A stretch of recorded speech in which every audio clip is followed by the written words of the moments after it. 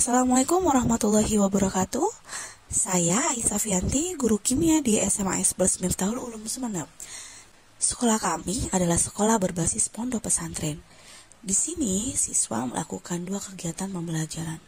Di pagi hari mereka bersekolah formal, di sore harinya mereka bersekolah madrasah, dan dilanjutkan dengan kegiatan pondok lainnya sampai jam 9 malam. Setelah jam 9 malam, barulah mereka bisa beristirahat dari segala kegiatan.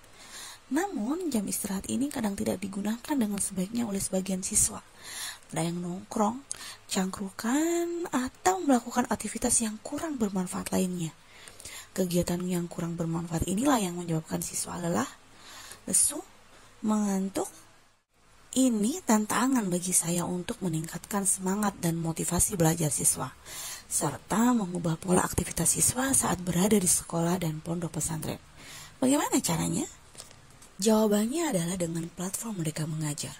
Dengan platform ini sangat membantu sekali dalam pencarian beberapa referensi tentang inovasi dan strategi pembelajaran untuk meningkatkan semangat dan motivasi belajar siswa yang sudah dilakukan oleh para guru seluruh Indonesia.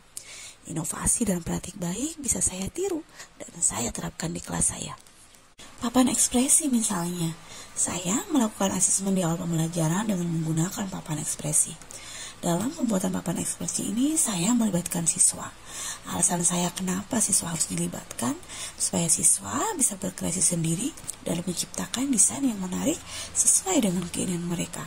Dengan ini, siswa lebih merasa dihargai karena selalu dilibatkan dalam segala kegiatan dan menganggap bahwa papan ekspresi ini penting untuk kemajuan dirinya. Papan ekspresi ini bertujuan untuk mengidentifikasi perasaan atau kondisi siswa sebelum pelajaran dimulai. Apakah siswa dalam kondisi bahagia, sedih, marah, atau bahkan takut? Tidak hanya digunakan di awal pembelajaran, papan refleksi ini bisa juga digunakan di akhir pembelajaran, yaitu pada saat merefleksi pembelajaran yang terjadi. Dari papan ekspresi ini, kita bisa tahu bagaimana perasaan siswa setelah menerima materi yang sudah dijelaskan oleh guru. Mau tahu bagaimana cara penggunaan papan ekspresi ini? Yuk kita lihat video pembelajaran kali ini.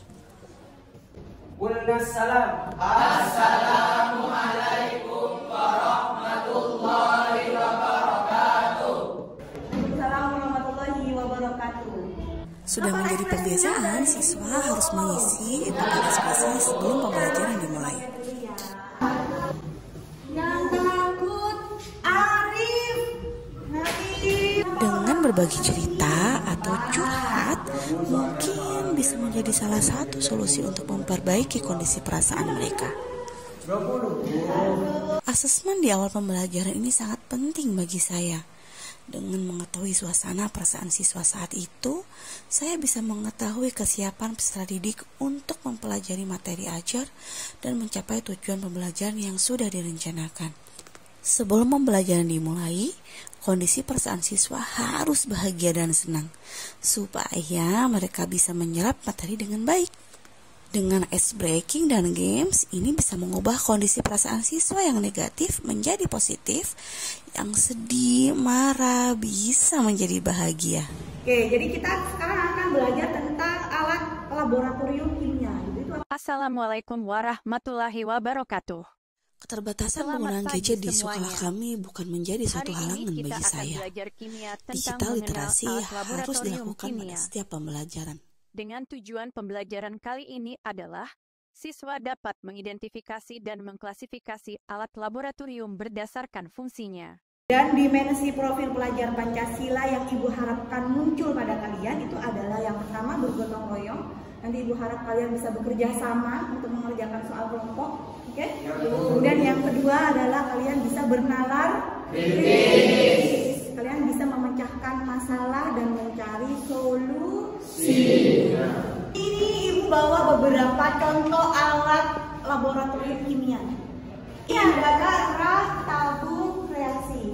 Fungsinya sebagai tempat untuk menyimpan tabung reaksi. Kayak gini. Nah, ini tabung reaksi kan? Ya, tabung reaksi. Jadi kalau misalnya disimpan itu kayak gini. Paham? Kalian boleh maju ke depan untuk mengetahui alat laboratorium kimia itu apa aja. Boleh maju, silakan. Dengan mengajak interaksi siswa secara langsung, ini juga bisa membantu siswa lebih memahami materi yang diberikan.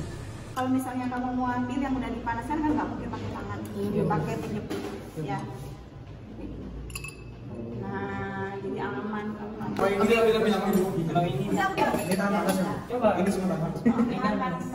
ini namanya cawan Petri. Ini biasanya dipakai untuk tahu udah tahu zatnya apa ya. Supaya kalian lebih paham, itu kasih KPD ya. Kalian kerjakan di sini sudah ada nama kelompok. Nah, nanti untuk kelompok 3 orang ya. Nah, kemudian ini sudah ada nama kolaborasi. Kemudian isi fungsinya apa? Terus gambarnya kayak apa?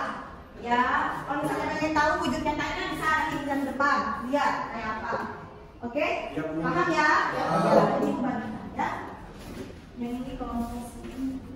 Kerja kelompok adalah suatu kegiatan yang dikerjakan bersama-sama dengan memiliki tujuan dan visi-visi yang sama. Dengan kerja kelompok, kegiatan yang besar dilakukan bersama akan terasa kecil dan membentuk budaya toleransi dan saling menghargai, berbagi beban kerja, meningkatkan keterampilan individu, serta memperkuat proses pembelajaran.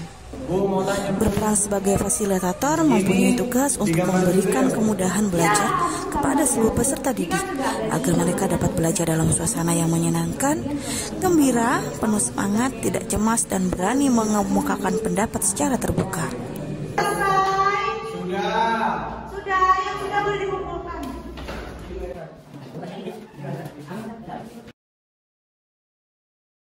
Ini ada soal, tapi soalnya gampang banget. Untuk penilaian yang berbasis permainan, ini juga bisa membantu siswa lebih rileks dalam mengerjakan soal-soal dengan baik.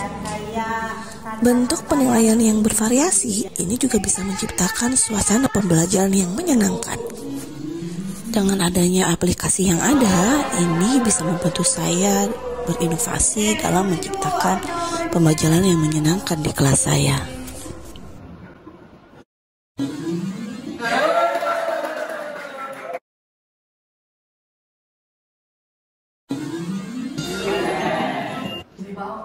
Apakah ada pertanyaan tentang materi hari ini?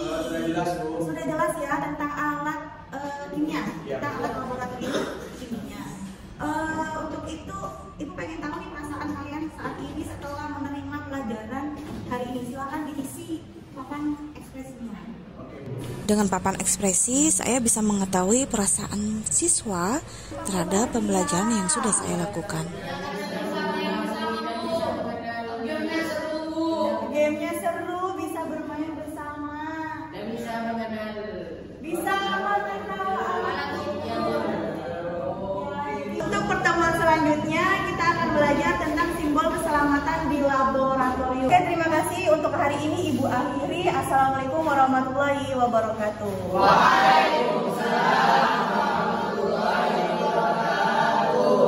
Begitulah penerapan papan ekspresi di kelas saya. Dengan mengetahui perasaan siswa melalui papan ekspresi dan mengubah perasaan siswa yang negatif menjadi positif dengan inovasi dan strategi pembelajaran yang sudah saya lakukan, diharapkan tujuan pembelajaran siswa bisa tercapai sesuai dengan capaian pembelajarannya. Selain itu, papan ekspresi ini bisa juga digunakan oleh guru mata pelajaran lainnya. Diharapkan ini juga bisa membantu untuk pencapaian pembelajaran mata pelajaran itu sendiri. Tadi dari kelas, Ya, dari kelas. apakah sudah mengaplikasikan papan ekspresi di kelas pada saat pembelajaran? Ya, saya sudah menggunakan papan ekspresi, digunakan di awal pembelajaran sampai di akhir pembelajaran. Bagaimana menurut Bu Uci? Apakah bermanfaat sekali papan ekspresi ini? Sangat bermanfaat, sangat efektif untuk mengetahui kesiapan belajar siswa. Mungkin ada masukan nih tentang papan ekspresi. Menurut Bu Uci bagaimana? Harus diapakan lagi nih papan ekspresinya? Mungkin desain untuk papan ekspresinya harus lebih menarik lagi ya. Harus dibuat sekreatif mungkin supaya anak-anak lebih tertarik. Yang kedua, kalau bisa semua guru SMA Plus itu menggunakan papan ekspresi. Oke, jadi boleh ya misalnya semua kelas dikasih papan ekspresi? Harus, menurut saya harus. Harus. Oke, jadi untuk selanjutnya semua kelas akan diberikan papan ekspresi ya, Iya. untuk mengetahui atau mengevaluasi kita sebagai guru apakah pembelajaran sudah efektif atau belum. Iya, betul. Oke, terima kasih banyak Bu. Sama-sama Bu Aisyah.